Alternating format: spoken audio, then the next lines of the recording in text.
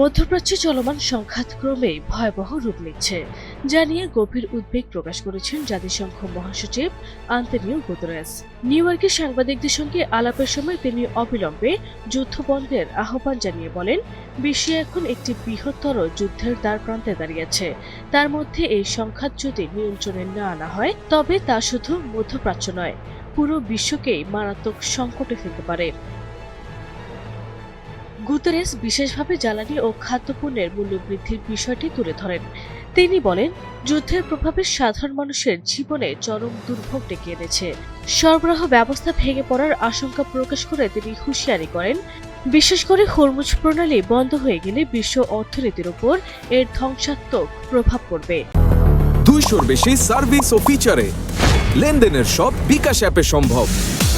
এতে সবচেয়ে বেশি ক্ষতিগ্রস্ত হবে দরিদ্র ও ঝুঁকিপূর্ণ জনগোষ্ঠী, যারা নিত্য প্রয়োজনীয় পণ্যের অভাবে আরও অসহায় হয়ে পড়বে।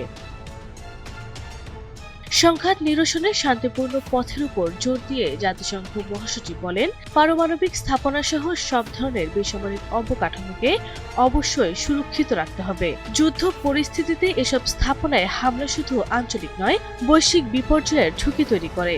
তিনি সংশ্লিষ্ট সব পক্ষকে সংযত থাকার আহ্বান জানান।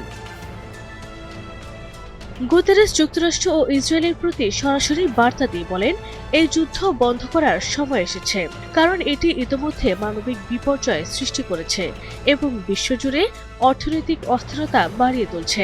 একই সঙ্গে তিনি ইরানের প্রতি আহ্বান জানান যে তারা প্রতিবেশী দেশগুলোর ওপর হামলা বন্ধ করে এবং পরিস্থিতি আরও জটিল না করে। এরই মধ্যে মার্কিন প্রেসিডেন্ট ডোনাল্ড ট্রাম্প ইরানকে কঠোর হুঁশিয়ারি দিয়েছেন। তিনি বলেন, যদি ইরান আলোচনার মাধ্যমে সমাধানে না আসে, তবে যুক্তরাষ্ট্র আরও তীব্র হামলা চালাবে এবং তাদের প্রস্তর যুগে ফিরিয়ে দেওয়া হবে। এই বক্তব্যের পরপরই তেহরান থেকে তীব্র প্রতিক্রিয়া আসে।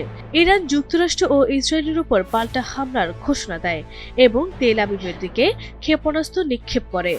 এতে ইসরায়েলের আকাশ প্রতিরক্ষা ব্যবস্থা সক্রিয় হয়ে ওঠে এবং কয়েকজন আহত হওয়ার খবর পাওয়া যায়। অন্যদিকে ইরানের রাজধানী তেহরানেও একাধিক বিস্ফোরণের ঘটনা ঘটেছে। দেশটির স্থানীয় টেলিভিশন জানায়, কার্স অঞ্চলের একটি সেতুতে মার্কিন ইসরায়েলি হামলায় হতাহতের ঘটনা ঘটেছে।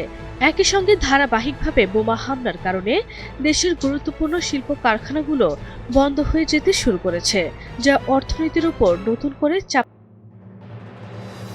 যুদ্ধের এই উত্তেজনাপূর্ণ পরিস্থিতিতেও তেহরানে ফার্সি নববর্ষ নওরোজ উদযাপন করতে দেখা গেছে সাধারণ মানুষকে। আতঙ্কের মাঝেও তারা ঐতিহ্য ধরে রাখার চেষ্টা করছে। অন্যদিকে ইসরায়েলেও ধর্মীয় উৎসব পালিত হচ্ছে, তবে নিরাপত্তার শঙ্কায় অনেকেই বাংকারে আশ্রয় নিচ্ছেন। সব মিলিয়ে 1 মাসের বেশি সময় ধরে চলা এই সংঘাত এখন শুধু আঞ্চলিক সীমারেখায় সীমাবদ্ধ নেই, এটি বিশ্ব অর্থনীতি, জ্বালানি বাজার এবং মানবিক পরিস্থিতিকে গভীরভাবে নাড়িয়ে দিয়েছে।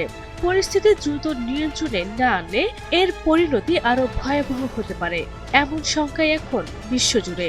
আরবি ইসলাম হিমু, এনটিভি অনলাইন।